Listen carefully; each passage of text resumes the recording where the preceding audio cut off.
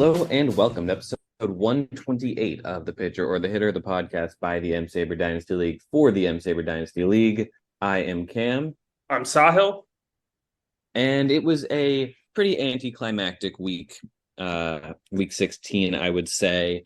A couple near upsets that didn't end up happening. A very slow-hitting week for just about everyone. What did you think of this past week? Yeah, I think we had week 15 was really big in a sense that we had a lot of teams playing each other who are in the playoff hunt. And I think that kind of helped settle a lot of the how the standings are going to play out. And I think this week kind of confirmed it. And it's kind of starting to look like we have our 6 playoff teams. You, me, Jake, Erik, Andrew, and then Ruthvik. Ruthvik is now a game ahead of Conor, 2 games ahead of Yuki, and as we outlined last week, Ruthvik has by far the easiest schedule of them all. The last 5 weeks of the season, and I'm not saying, never say never, Ruthvik could, reel off some losses here and, maybe Conor or Yuki's team gets hot, something like that. But it's really starting to look like we're getting close to knowing who the playoff teams are, and then just having it kind of come down to seeding. Mm-hmm. I agree. And I think that that some of the seeding things could be interesting, but really, yeah, it's like you said, mostly decided who are going to be the playoff teams, although I hope someone proves us wrong. Oh, yeah, no, I definitely hope so, too. It would be pretty anticlimactic if over the last 5 weeks of the regular season, it's just a battle for seeding and nothing else. We've had some good playoff hunts go down to the wire in previous years. I recall us doing an episode where there were 3 teams competing for 2 spots, and we had all 3 of the teams on. I forget if that was 21 or 22. I think it was. Yeah, that was 21, and Yeah. still one of my favorite episodes of the show. Yeah, it was a great episode. We had some great interviews. I mean, it was really intense. And I'm hoping this happens again. So we're gonna have an opportunity to do that. Hopefully Yuki and Conor can kind of keep pace with Ruthvik, and maybe it becomes close again. So here is hoping for that. One thing that does affect kind of though is the trade deadline. So obviously the MLB trade deadline is tomorrow, but our trade deadline is August 11th, so it's about 11ish days from now. I feel like, and I want to get your opinion here. It doesn't feel like there's as many big names that are going to be dealt over the next week and a half. It feels like a lot of the big names have either already been dealt or they're just not really available. What do you think about that? I agree. Yeah, it really feels like anyone who's a big name has been dealt, and we have seen big blockbuster trades involving multiple big pieces, but unless Ruthvik follows through and trades Acuna, I don't see any big names moving at this trade deadline. It just kind of feels like, yeah, everyone's kind of been picked through, and like the bad teams don't have a ton of good players anymore, sad to say. Exactly, and I think some of the good players that they do have are, younger players that really don't make sense for them to trade. Like, for example, I think Josh Naylor is an interesting trade piece from Alex's team, right? He's having a fantastic year, but he's young, and Alex has no reason to move him, for example. I think you were I will right. say Alex has kind of entertained the idea of trading some younger pitchers. Well, he has, and I think that's one area where you could see if somebody overwhelms him with an offer with some young hitting. I think he could be one of the more interesting teams at the deadline. Do I think it's necessarily going to happen? Probably not. I think that these might be more off-season moves for him, but I wouldn't be surprised if someone at the deadline just gets really aggressive because, there's been a lot of pitching injuries this year. You can never have enough pitching, and maybe a team makes him a really good offer. But And then I think from the hitting side too, like I think EBO is definitely ready to make some deals. Like they are very, I mean, you all see it in the chats. They are actively soliciting offers on their players. I think they traded pretty much all their interesting pitching over the last couple of weeks. I mean, Nestor Cortez was traded, Justin Steele was traded, Eduardo Rodriguez was traded. Were they the ones who gave you Paul Sewald? They were. Yeah, they were, right? Okay, so the pitchers that they have are either really good or they're hurt or they're Detroit Tigers. So I don't think any of them are going to be on the move. They still have some interesting hitting that could be on the move. I don't think any of them are game changers. Last year they traded away Trey Turner and Mookie Betts. There's no one of that caliber that I think is going to be moved. Cody Bellinger's still there, but I think at the price that they have him at, I doubt that Cody Bellinger's going anywhere.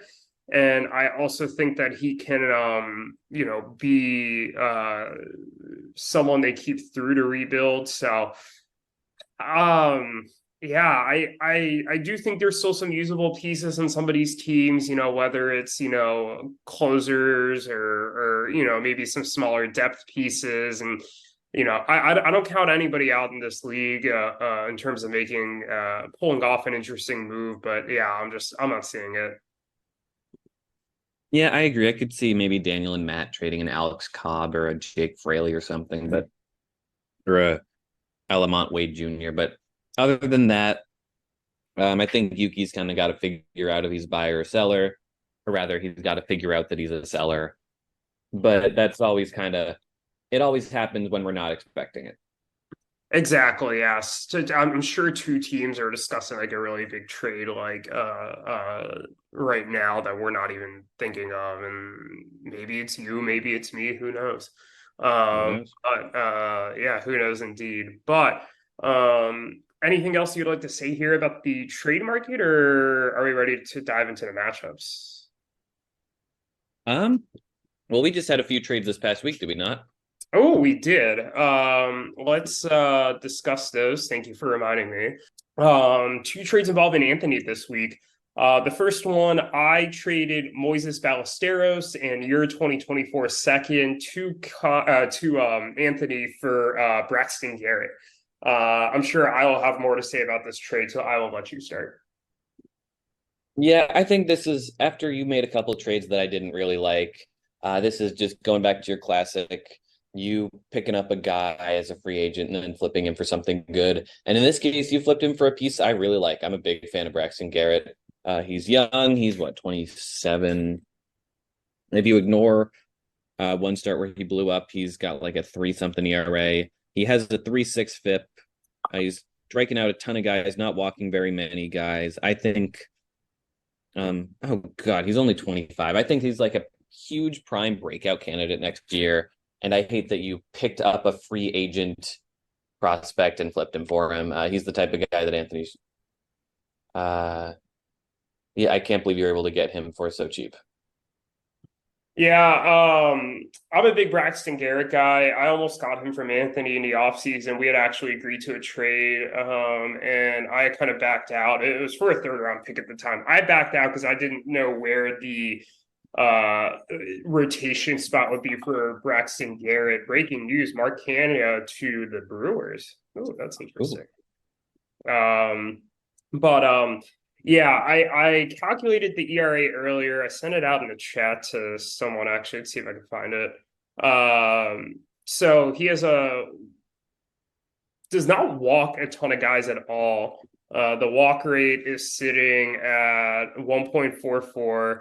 He's had 117 strikeouts to 17 walks on the season, and that's 63-5 over the last 2 months.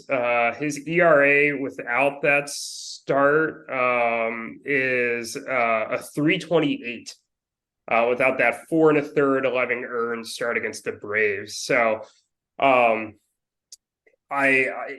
he pitches in a really good organization for pitching with the Marlins.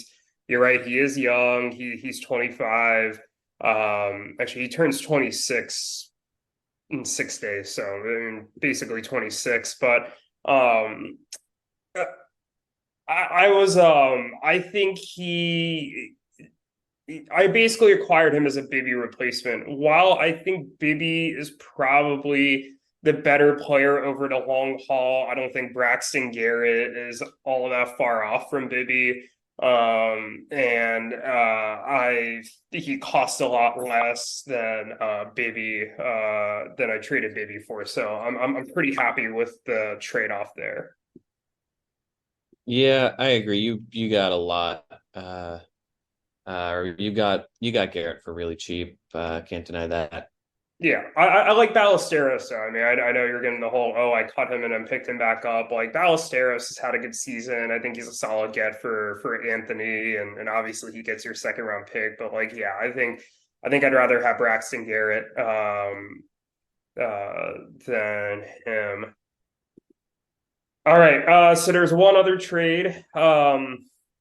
Your 2024 second immediately got shipped off later that day to Erik for Reese Olson. I don't really have a ton of thoughts here. Anthony wanted to go out and get a Tiger. It seemed like Erik didn't really have the space for him. I think Reese Olson's an okay gamble. Like he had a very good year in 2022 in Double A. Was not looking so hot in Triple A to start this season. Has come up and been okay. But I don't know. I'm not like a big, huge like Reese Olson guy. Like I think this is probably fine, but nothing that really excites me. Yeah, I don't really care too much about this deal. It sounds like Anthony thinks Reese Olson could maybe be a Braxton Garrett replacement. He's got a solid FIP, solid numbers.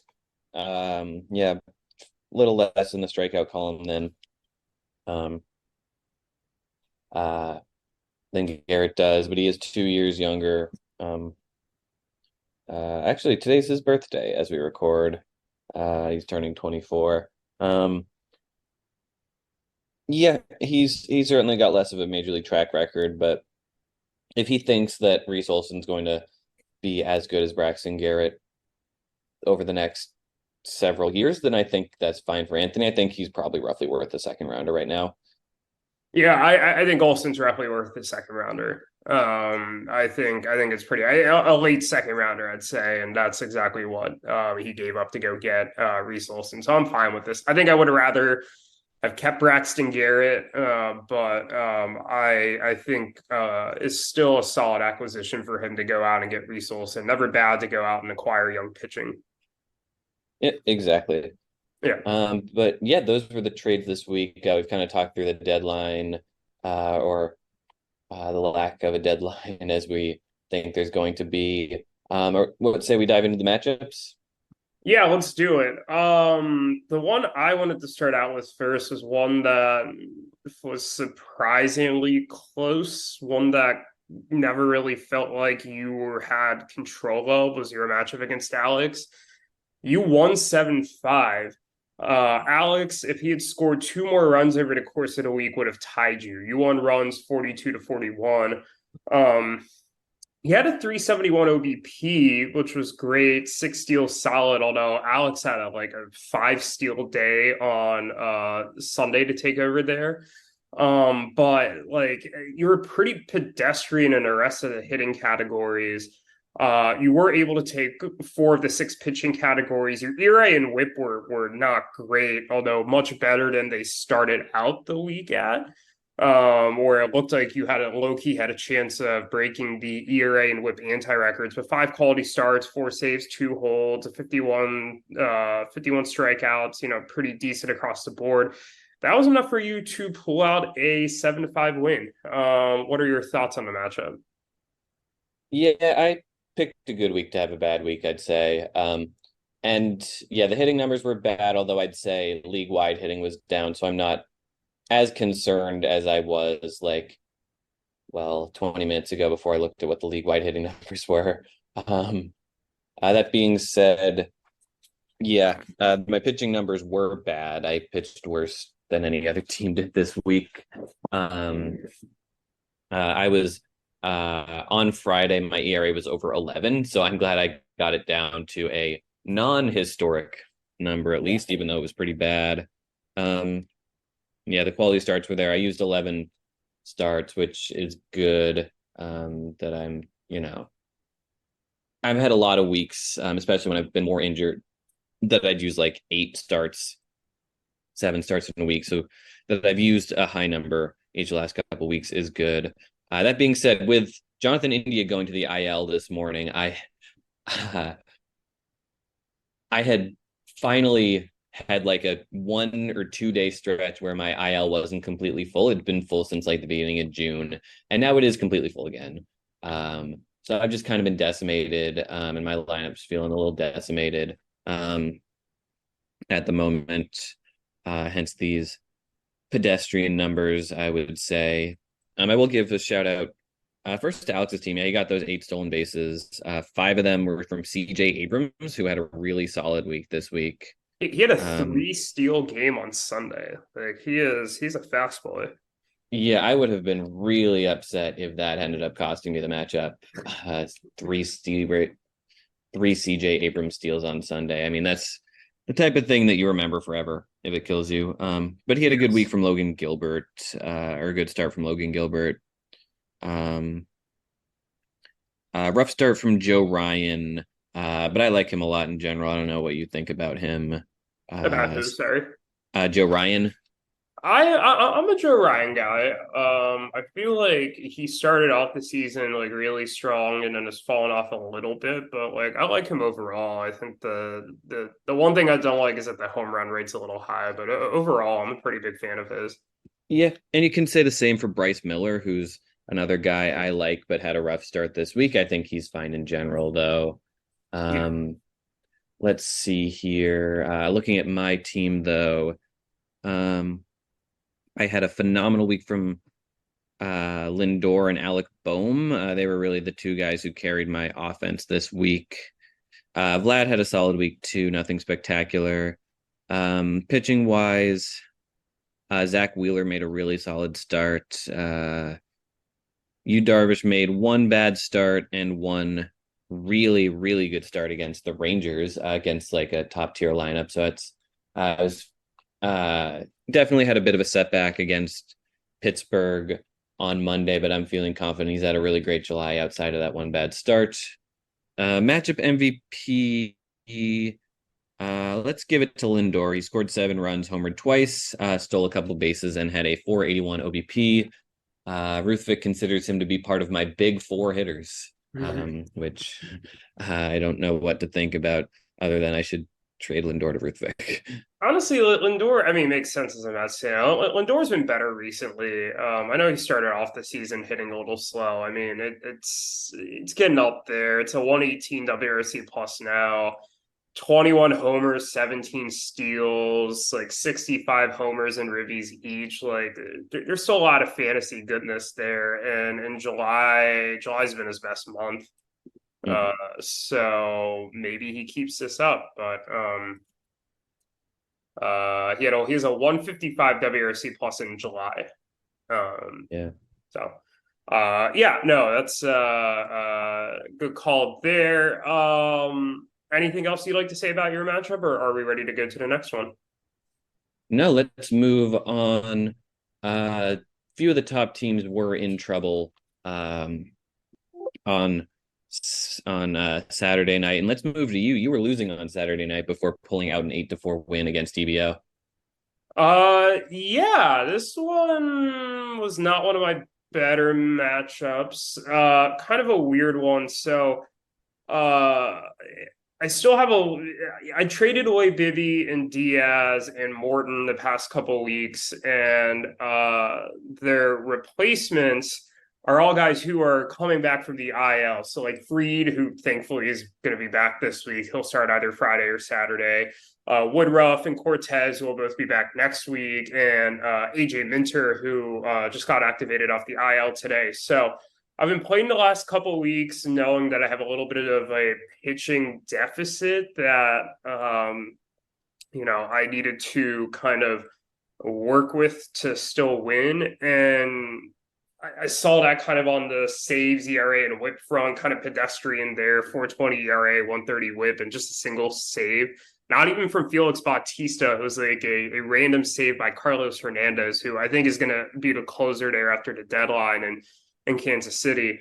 But I ended up going with a little bit of a strategy I don't do, and that's kind of just a quantity pitching strategy with a bunch of streamers, and worked out with a little bit of success. I mean, Jameson Taillon randomly got a quality start, as a Graham Ashcraft against the Dodgers. Like, Graham Ashcraft actually has been pitching really well recently. Good for him. But Yeah, Ashcraft had a very Graham Ashcraft start where he pitched a quality start and struck out 2.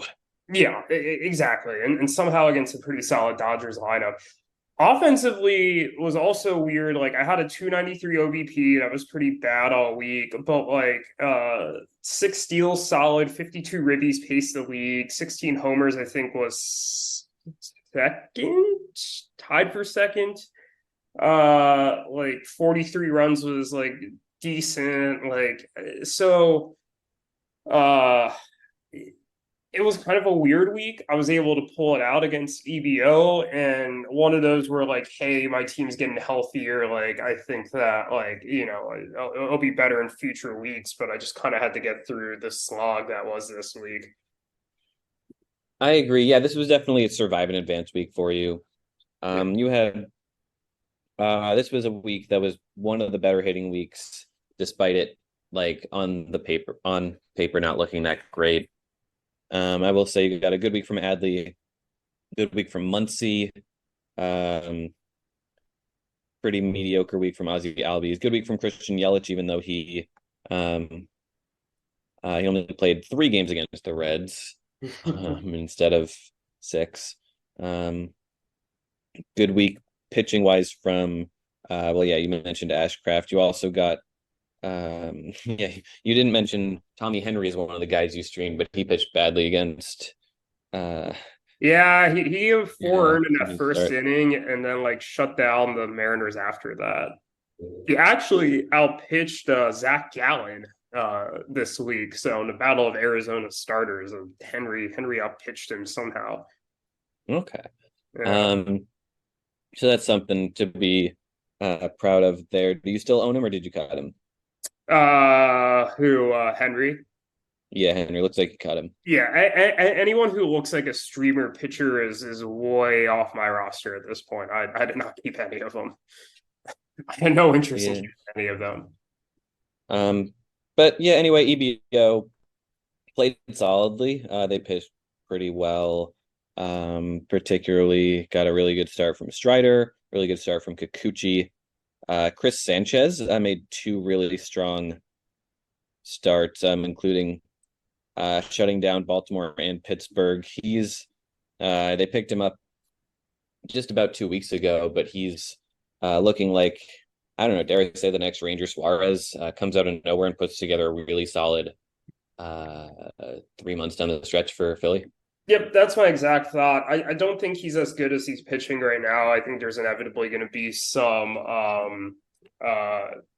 regression, but yeah, I think that he certainly has a chance to be a Ranger Suarez like pitcher. I think the rises are pretty similar. Cool. But yeah, that was your matchup. Anything else you have to say about your team before we move on? Yes, you didn't name a matchup MVP. Oh, I did not. No, I skipped it. It's Pete Alonso. He drove in 12 runs and hit 4 home runs. Yeah, he was the NL Player of the Week, and I think that was the obvious choice. Good call there. Yeah, agreed. Let's move on though. This is, by the way, Alonso's 4th matchup MVP, moving him into a tie for 5th most of all time with Dylan Cease and Austin Riley. Ooh, all right.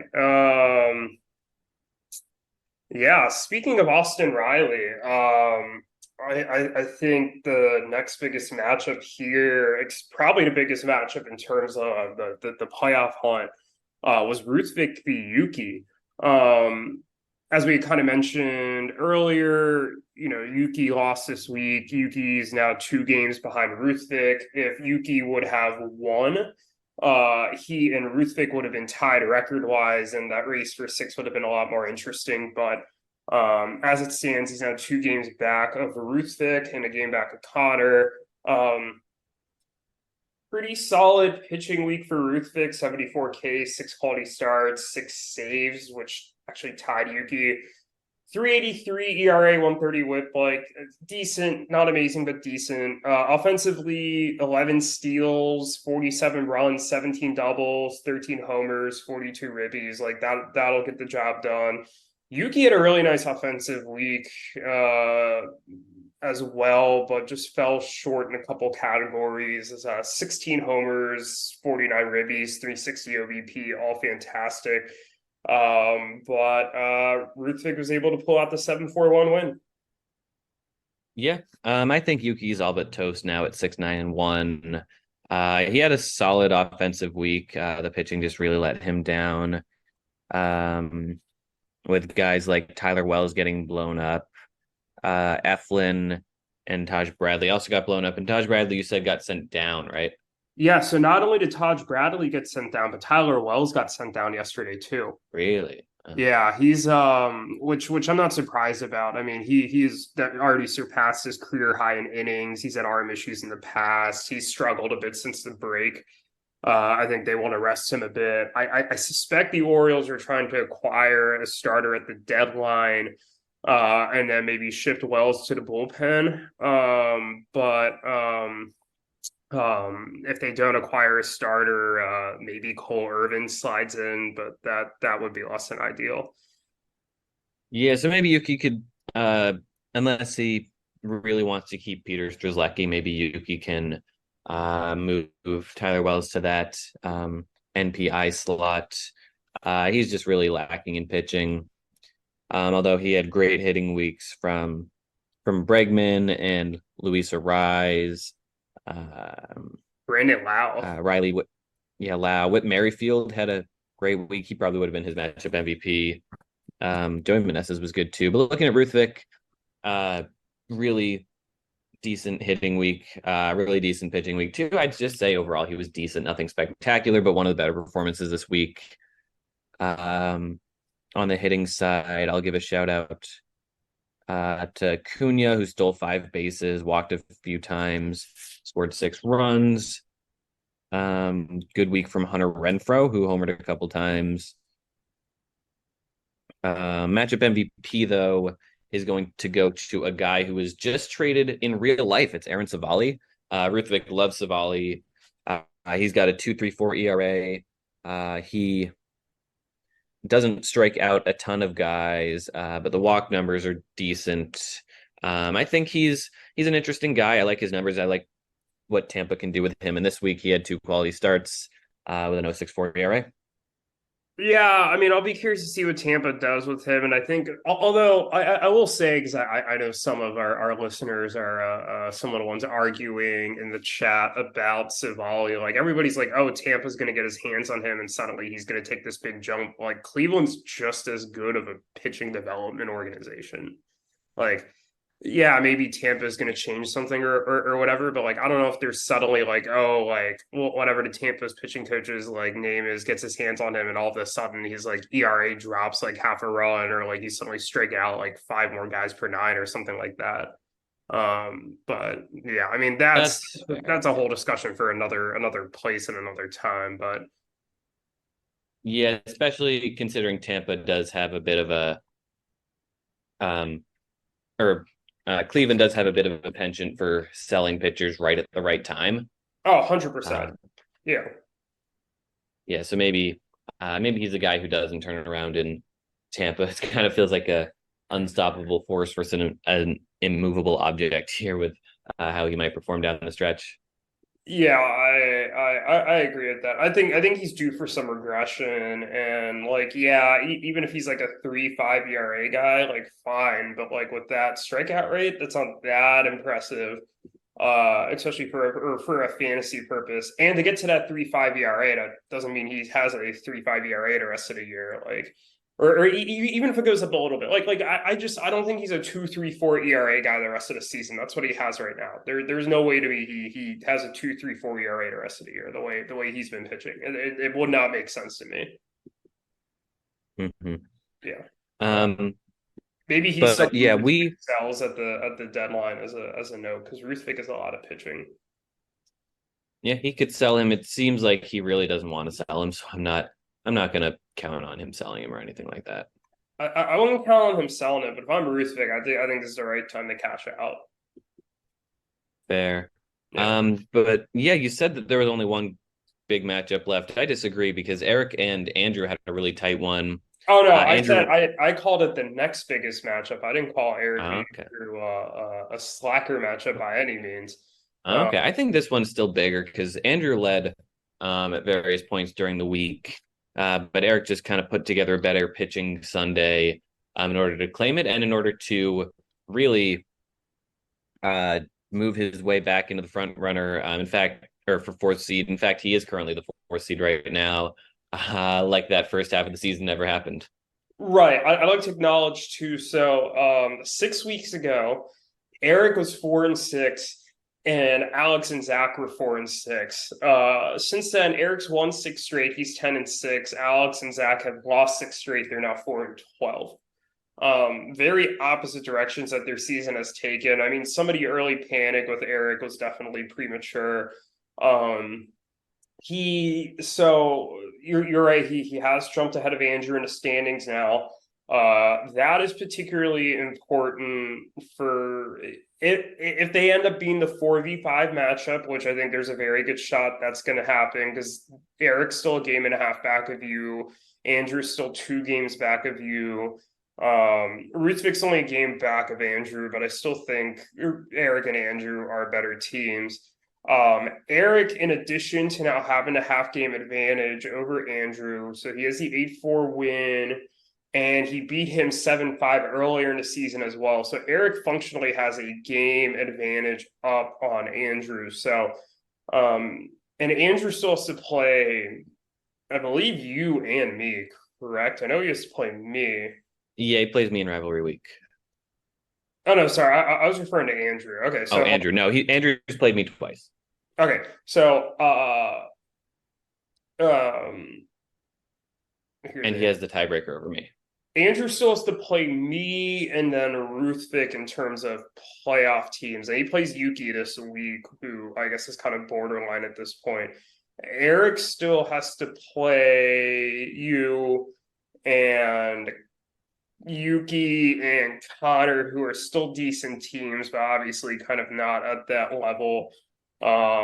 So Erik does have a little bit of an easier schedule the rest of the season as well. It's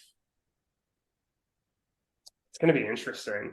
I don't know how this is going to shake out, but Erik certainly, I think, has that advantage now for the 4 seed. I think it's looking like Andrew's probably going to be the 5th seed, but I mean, a lot can still change, but we'll see what happens there. Yeah, I agree. Andrew had a fine week, but Erik just had a really, really strong week. I wouldn't say he did pitching wise because 69 Ks out of 11 starts is not very good.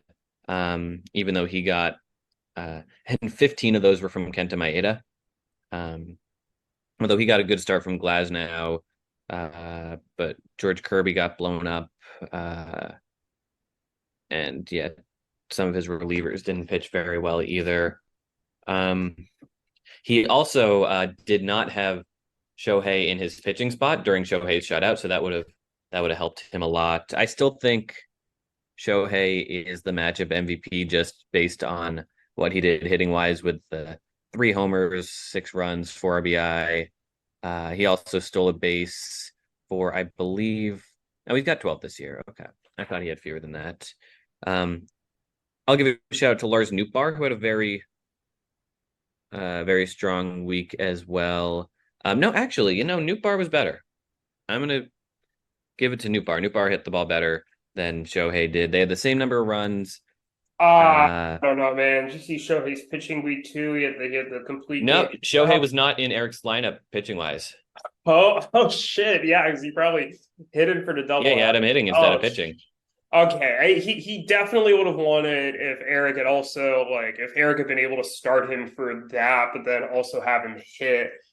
for the second game. But yeah, okay, fair. That's shit. I didn't even think about that. Yeah, so Lars Nootbaar in the week of Shohei Ohtani, Lars Nootbaar, um, yeah, he just drove in a few more runs with a better on base percentage.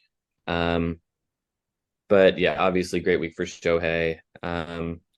Looking at Andrew, he had a great week from Cattell, great week from Ian Happ, but he was let down by guys like Will Smith. Sal Frelick did not have as good a second week as he did his first week. Yeah, no, I think Erik definitely has the inside track to four though. Absolutely. I think you hit the nail on the head with all of that. One thing I would say is I wonder if Andrew. So Andrew needed to go out and get pitching. That's absolutely for sure. Like he needed to. I think he's done a great job over the past couple weeks of acquiring a lot of pitching depth. I speculatively wonder if he's one of the teams that could go after some hitters at the deadline with like Jonah Heim out for a while, Tommy Edman. He's about to start a rehab assignment, but he hasn't been amazing. He has guys like Jock Peterson and Mike Tauchman who he could probably upgrade from. Gorman's dealing with an injury right now, so I wonder if when we're talking trade deadline here, Andrew might be a name to watch out to, someone who might want to go and beef up his lineup a little bit. Yeah, no, I think he very well might be. He can really make a run in these playoffs. I think he could have a Conor circa 2021 run in him. Absolutely. Speaking of acquiring hitting, breaking news: Heimer Candelario has been acquired by the Cubs. Now Weird. one of two members from the 2016 World Series team on the Cubs. Interesting. Yeah. Yeah, I don't know why the Cubs are trying to buy. I guess they think they can win the division. They've been winning as of late. They're only 4 games back of the division lead. 4 games. Wow. Yeah, I mean they're right in the they're And 8 they in their last 10. I think had they not had that win streak, I think they probably would have sold. yeah, Uh, and they got a series against the division leaders right now. oh, true. Yeah, it's gonna be a good game tonight. Let's see how far back they are in the wild card. It's probably farther back. They're only 3.5 back in the wild card. Ooh, AJ Pollock and Mark Mathias to the Giants from the Mariners. That's interesting.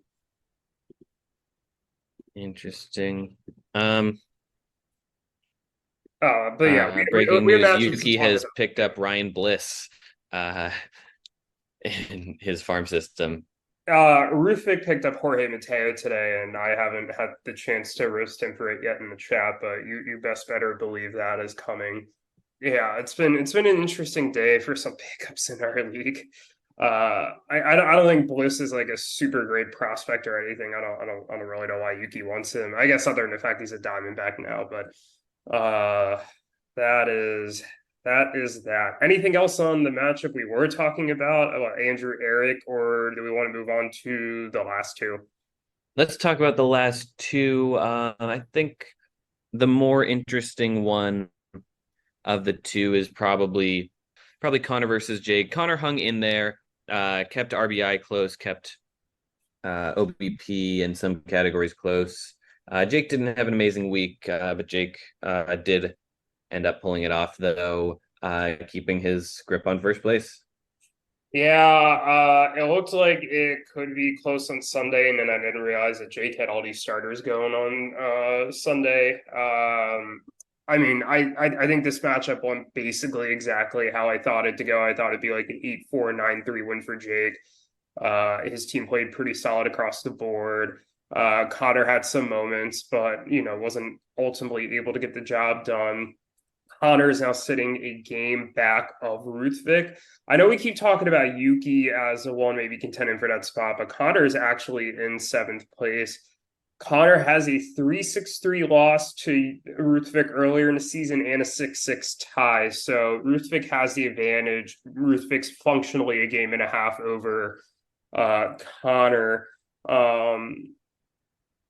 if Conor gets a little active here, I know he asked about when the trade deadline was a couple of days ago. I think he could be one of the more interesting sellers at the deadline. I wonder if he's just, it was great that he made the finals in 2021, and I love that he made a few aggressive moves to, kind of get back there in 2022 and also in 2021 to even reach the finals in the first place. But I wonder if this is kind of it for maybe this group, and if there's some guys he can maybe sell that are older. I'm thinking like a Justin Verlander.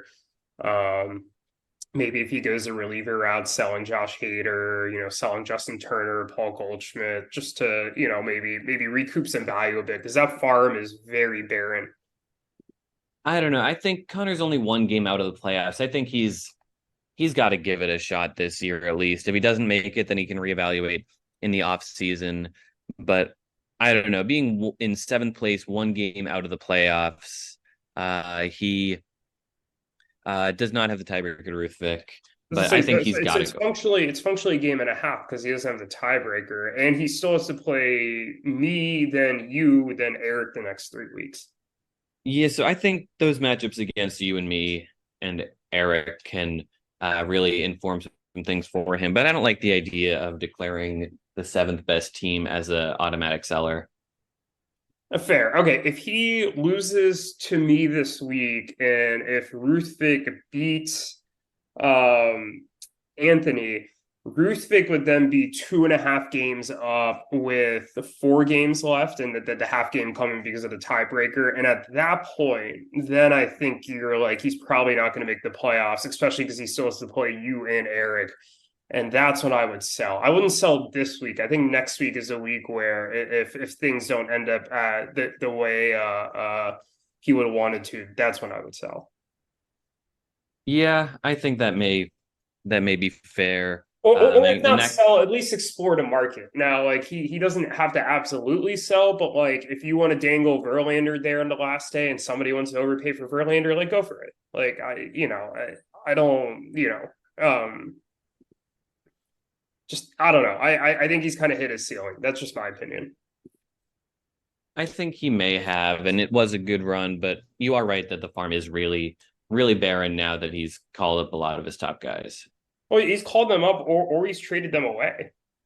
True. That too. Yeah. Yeah. So like it's I mean, like Manzardo's nice. New Guardians first baseman Kyle Manzardo. Colson Montgomery's really been on the rise. But like Diego Cartaya has been really bad. I'm a big Gavin Cross guy. I don't know how he's been doing this year. I mean, he drafted Kumar Rocker last year. He's hurt. Like, I think Roger Garius is having a nice year. So there's a couple nice pieces. You're just lacking in depth. He also only has 17 prospects as a side note. Like I'm sure he'll pick up some more, but yeah, some work needs to be done there. But yeah, like I said, Jake wasn't great, but did well enough to win. Had a good hitting week from Matt McLean, a good week from Bo Bichette. I'll give matchup MVP though to a pitcher, Luis Castillo, who had a pair of quality starts, 16 Ks. With a whip of 069 and an area of 138. He really helped out this team in some tight pitching categories. Yeah, absolutely. I think that is a fantastic pick. Anything else you'd like to say about this matchup, or are you ready to move on to the last matchup? No, I think that'll be it for this matchup. The last matchup, I picked the Drury to catch lightning in a bottle a second time. And beat Anthony. That did not happen. Anthony had a big win here. Pitched pretty well, I would say, even if the hitting was kind of mediocre. Yeah, the mediocre hitting week for both teams, although they were pretty close in the hitting categories to each other. Pitching side is where there really was a difference. Yeah, Anthony was able to pull out a 9-1 win. Kind of interesting from a standings perspective. So Anthony won, and Yuki losing. Yuki is only a half game ahead of Anthony now, which feels weird, but I agree. True. Yeah, and if you told me before the season that it would look like this, I wouldn't be that surprised. But considering a few weeks ago, Yuki kind of felt like he was holding on to the number 5 spot, and now he could drop below Anthony. Hey, maybe Yuki, Anthony can make a run of the playoffs. Yuki was 6-4-1 uh 5 weeks ago. He's now 6-9-1. He's lost five straight. God. I mean, so Anthony making a run in the playoffs. Anthony is 2 games back of Ruthvik. He lost 1-9-2 to Ruthvik earlier this season, and then after playing you this week, he plays Ruthvik the week after. So he could, in theory, get a big game on Ruthvik and then get the tiebreaker, but he would still have to beat you and then have to beat Andrew the week after that, and then me, and then Jake. Yeah, So, that's probably not happening. probably not happening. I think he's more praying that Yuki doesn't drop farther than him, so his pick doesn't end up being having a lesser lottery odds. Anthony does own his own pick. Oh God, the consequence of Ruthvik probably making the playoffs is that Jake owns a lottery pick. He owns Connor's first round pick. I don't like that. God, that would. Yeah, it's probably either Jake or me getting a lottery pick. It looks like. Which would you rather have? Probably you, honestly. Let's see how he got that pick. I'm sure there's a really annoying reason how he got that pick. Why can't I find it? The pick was part of a Dansby Swanson trade. There's a weird condition on it, but there's something else after. But yeah, go ahead. I'll see if I can find it while you're talking about the matchup. Yeah, the matchup MVP is going to be your favorite Christopher Morel for the second time this year.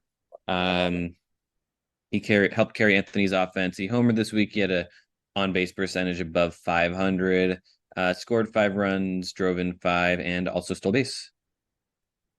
There you go. Yeah. Great pick, as much as I hate it. I did find the trade. Erik on Christmas Eve 2021 traded MJ Melendez, Edward Cabrera, Connor's first, and EVO's 2024 second to Jake for Nick York, Ryan Pepio, Jake's 2023 first, and your 2023 third. Jake's 2023 first was Spencer Jones. Erik did keep that pick. So I'm sure Erik's pretty happy about that. And your 2023 third round pick ended up being used by me. I took Max Wagner, who I have since cut. I'm ready to talk about next week's matchups. Do you want to do the honors for our matchups to watch? Sure. Yeah, not a lot of interesting matchups this week. I guess the one I'm focusing on is Andrew versus Yuki. This one would have been a little more interesting a couple weeks ago, but with the downturn Yuki's team has taken, this feels like his real last shot. And I guess last week felt like his last shot in a lot of ways, but maybe this week feels extra like that in his mind, because it could a loss to Andrew here could definitely turn Yuki into a seller, and I feel like that's kind of what's in his mind. I think so too. Now, I don't know if like Yuki the seller is going to be like, oh, I'm going to sell off like Bregman and I'm going to sell off like all these like, giant pieces. But I think Yuki the seller might be like, hey, like there's some ancillary pieces on my team that, could potentially be had. And, maybe some of the guys were a little older on his team. And like I'm thinking like a Whit Merrifield, like Kenley Jansen, someone like that, where I think he could get a solid return. And I think those are the types of pieces that could like really help a contending team down the stretch as like depth options. So I don't think it would be a huge sell off for him, but I think it would be interesting nonetheless. Mm-hmm. Absolutely. And with that kind of previewed, what say we predict these matchups here? Can't imagine we're going to differ in too many of these picks. but Oh, we let's did do it differ in quite nonetheless. a few picks last week, to your advantage. So we predicted myself to beat EVO. I did note at the time that I thought EVO could give me a bit of trouble, and I was correct. We both picked Jake to beat Conor. We were correct there. We both picked you to beat Alex and Zach, despite the scare. We were correct there. We both picked Daniel and Matt to win. That didn't quite work out. And then we split on the last two, both to your advantage. I picked Andrew to win. You picked Erik. Erik won. You picked Ruthvik to win. I picked a Yuki upset, and that did not quite work out for me. So you on the week went 5-1. You just picked the Daniel and Matt matchup wrong. And I went 3-3. I am now 55, 28, and 7. You are still very much in the lead. It is time for you to make your week 17 picks whenever you are ready, good sir. Yeah, so we've got 6 playoff teams playing 6 non-playoff teams. I don't have any upsets, do you? Nah, I really don't. I can justify picking any upsets. I think the one that could sneakily be the most interesting, or the two that could sneakily be the most interesting, are Andrew playing Yuki, and Ruthvik playing EBO. But like even then, I doubt it. Like I'm picking all the playoff teams, and it sounds like you are too. Yeah, I'm picking chalk. I guess my matchup with Anthony could be interesting if I played the way I did last week. And if I'm remaining as injured, although is Judge back? Because he came back for a game and then he skipped another So game. he, Is he he? came back. He sat Sunday, which is a planned day off. They were basically just like he didn't get a rehab assignment, so like he's on a quote unquote rehab assignment right now. I wonder to what extent, like obviously he's an everyday player, or whatever, but like there might be some more off days. He's probably DHing. I don't know if almost exclusively, but probably like pretty close to most of the time, right? I mean, I know they'd probably rather put Stanton at DH, but there's not much you can do with that toe. Um, I just who do you have going on the pitching side?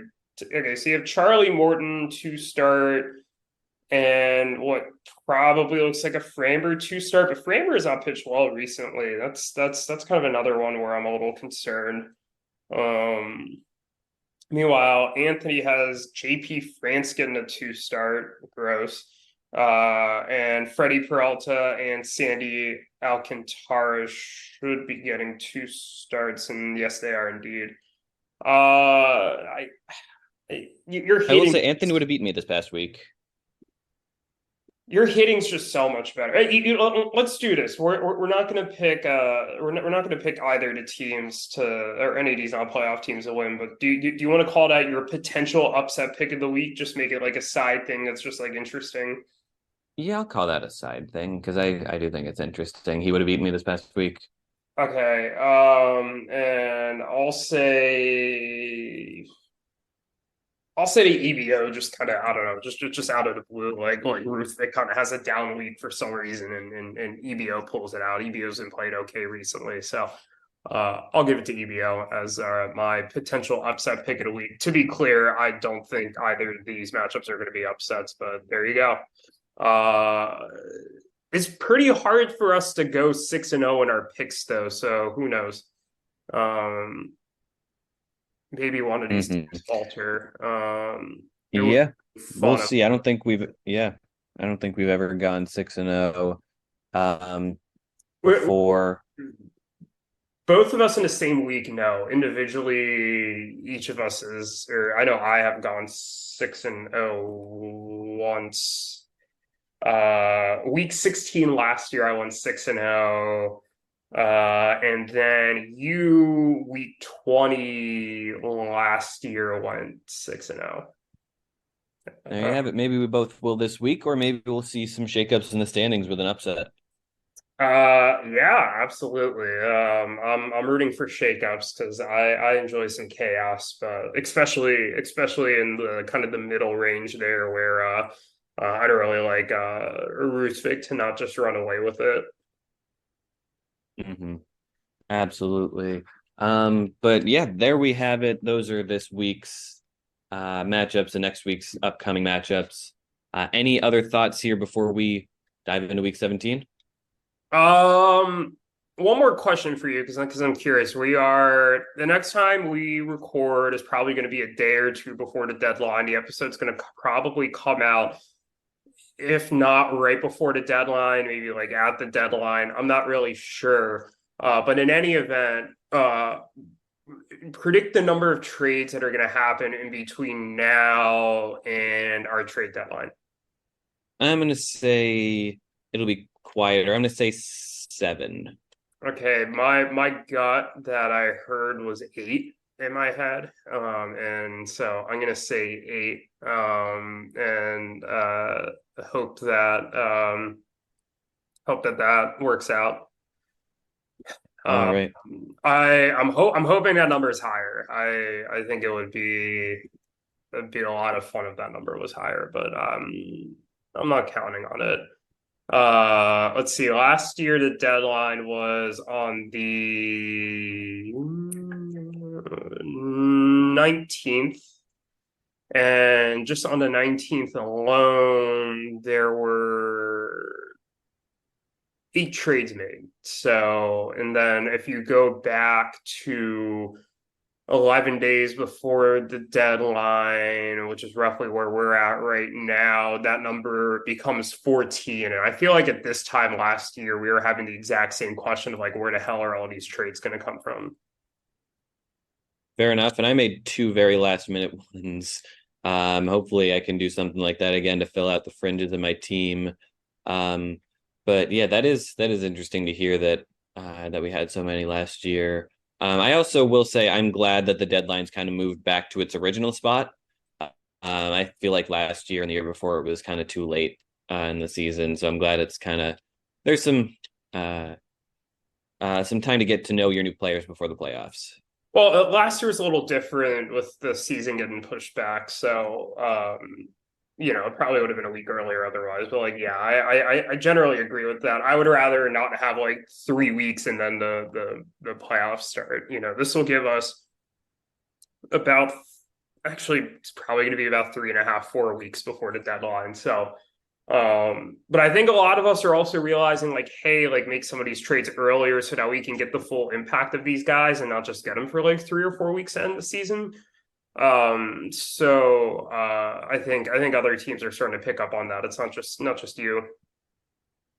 That is true, yeah. And I know quite a few of us are working on some deals right now. We'll see how many of those get done. Yeah, including maybe by the time this episode comes up, you've made a blockbuster. Maybe I would like to have done Yeah. that. We shall see. All right. But until next time, prove us wrong and go out there and make some trades. Yes. Please do. Dead. Forgot how long it's been. A dusty trunk where you can find your junk ruined. I'm already dead. Alarm clock in my head. That's just who I am. A broken doll you watch when you're sleeping. This podcast is good.